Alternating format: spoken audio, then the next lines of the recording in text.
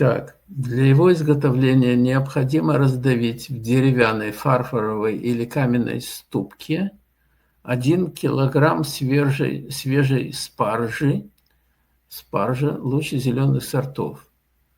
В Юго-Восточной Азии вместо спаржи используют родственные растения шатавари. У меня, кстати, она есть. Я решил попробовать. Ну, мне это не надо в основном, но там другие есть ингредиенты. То есть вот это шатавари, еще раз, шатавари, оно сильнее спаржи, но срок его хранения сильно ограничен. Не более 3 месяцев, если это не в капсулах. Он уже сформирован.